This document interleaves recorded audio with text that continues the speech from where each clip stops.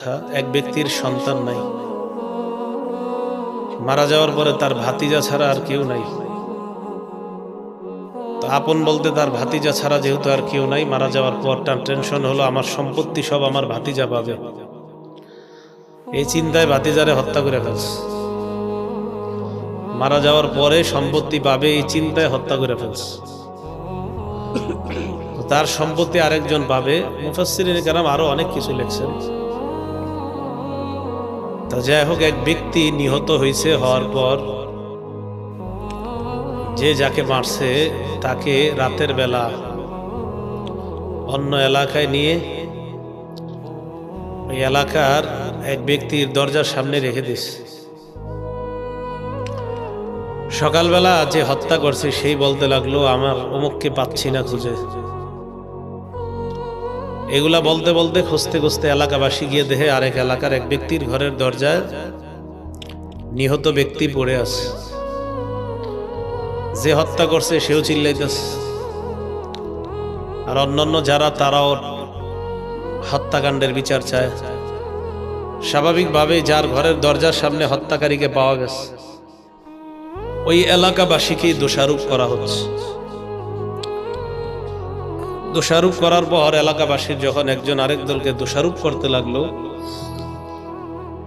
তখন তারা বলল, একজন আরেকজনকে দোষ না দিয়ে নবী মুসা নবীর কাছে যাই, দেখি কোনো সমাধান পাওয়া যায় কিনা। মুসা আলাইহিস সালামের কাছে আসলেন, এসে বললেন, আমাদের মাঝে একটা ব্যক্তি নিহত হয়েছে, মার্ডার হয়েছে। মার্ডারের কে ঘটিয়েছে, হত্যাকারী কে, এটা আমরা জানতে চাই। মুসা আলাইহিস সালাম আল্লাহর কাছে দোয়া করলেন। তো আল্লাহ বললেন, তাদেরকে বলেন একটা গাভী জবাই করার জন্য। তো মুসা আলাইহিস সালাম তাদেরকে বললেন, আল্লাহ বলেন, وَإِذْ قَالَ مُوسَى لِقَوْمِهِ إِنَّ اللَّهَ يَأْمُرُكُمْ أَن تَذْبَحُوا بَقَرَةً। ওই সময়কে স্মরণ করো যখন মুসা আলাইহিস সালাম বললেন তার সম্প্রদায়কে, আল্লাহ তোমাদেরকে হুকুম করছেন একটা গাভী জবাই করার জন্য। এই গাভীর গোশত নিয়ে নিহত ব্যক্তির শরীরে লাগিয়ে দিলে ওই ব্যক্তি জিন্দা হয়ে যাবে, আর হত্যাকারীকে এটা বলে দিবে। তো যখন বলছে একটা গাভী জবাই করতে বলছে আল্লাহ, তো বনী ইসরাঈল এই গাভীর কথা শুইনা বলে, ক্বালু আতাত্তাখিযুনা হুজুয়া।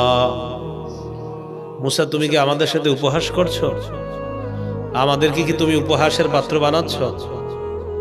ক্বালা আউযু বিল্লাহি আন আকুনা মিনাল জাহিলিন। মুসা আলাইহিস সালাম বললেন, আমি আল্লাহর কাছে পানাহ চাই জাহেলদের অন্তর্ভুক্ত হওয়া থেকে, মূর্খদের অন্তর্ভুক্ত হওয়া থেকে। আল্লাহর বিধান নিয়ে কোনো নবী কখনো উপহাস করতে পারে না। আল্লাহ বলছেন তোমাদেরকে গাভী জবাই করতে, তোমরা গাভী জবাই করো। তো এই কথা বলার পর ক্বালু উদউ লানা রাব্বাকা ইউবাইয়্যিন লানা মা হিয়া। মুসা, তুমি আল্লাহর কাছে একটু দোয়া করে বলো, জিজ্ঞাসা করো, মা হিয়া, এই গাভীটা দেখতে কেমন। দেখেন, আল্লাহ তাআলা বলছে একটা গাভী জবাই করতে, বাস জবাই করে ফেললেই হতো। তো তারা প্রশ্ন করলো, মুসা, আল্লাহকে তুমি আহ্বান করে বলো, মা হিয়া, এটা দেখতে কেমন হবে। তো আল্লাহ পাক রব্বুল আলামিনের কাছে মুসা আলাইহিস সালাম দোয়া করলেন। মুসা আলাইহিস সালাম